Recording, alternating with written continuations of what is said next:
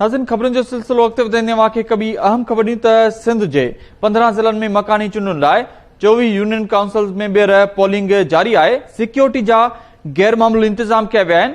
Voting बिना साई जे शाम 5 वॻे ताईं जारी रहंदी। कोटडेजी जे टाउन कमेटी जे वार्ड नंबर ते एहतजाज कयो वियो आहे। अव्हांखे ॿुधायो त वार्ड नंबर 5 ते एहतजाजी मुज़ाहिरो करे नारेबाज़ी कई वई। हैदराबाद, लाड़काणो, नवाबशाह, सखर, मीरपुर खास, थरपारकर, सांगड़, उमरकोट, खेरपुर ऐं ॿियनि हंधनि ते पोलिंग जारी आहे। सिक्योरिटी जा गैर मामूली इंतजाम कया विया आहिनि। अव्हांखे अपडेट कयूं त सिंध जे 15 ज़िलनि में मकानी चूंडुनि लाइ 24 यूनियन काउंसिल्स में ॿीहर पोलिंग अमल जारी आहे। सिक्योरिटी जा गैर मामूली इंतजाम कया विया आहिनि। वोटिंग बिना साई जे शाम 5 वॻे ताईं जारी रहंदी। कोटडेजी जे टाउन कमेटी जे वार्ड नंबर 5 ते एहतजाज कयो वियो आहे।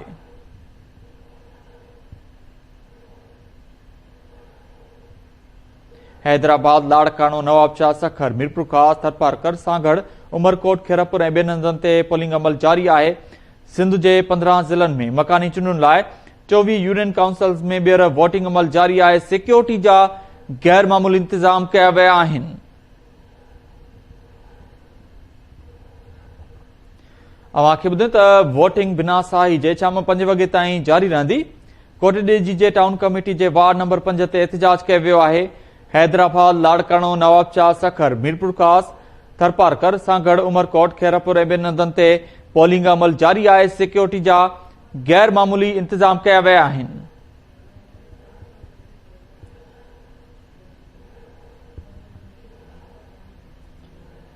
अव्हांखे ब्रेकिंग न्यूज़ ॾियूं त सिंध जे 15 ज़िलनि में मकानी चूंडुनि लाइ 24 यूनियन काउंसिल्स में ॿीहर पोलिंग अमल जारी आहे। सिक्योरिटी जा गैर मामूली इंतजाम कया विया आहिनि। वोटिंग बिना साई जे शाम 5 वॻे ताईं जारी रहंदी। कोटडेजी जे टाउन कमेटी जे वार्ड नंबर 5 ते एहतजाज कयो वियो। हैदराबाद, लाड़काणो, नवाबशाह, सखर, मीरपुर खास, थरपारकर, सांगड़, उमरकोट, खेरपुर में पोलिंग अमल जारी आहे। सिक्योरिटी जा गैर मामूली इंतजाम कया विया आहिनि।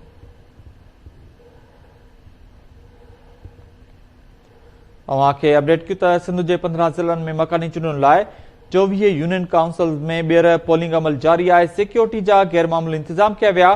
वोटिंग बिना साई जे शाम 5 वॻे ताईं जारी रहंदी। कोटडेजी जे टाउन कमेटी जे वार्ड नंबर 5 ते एहतजाज कयो वियो आहे।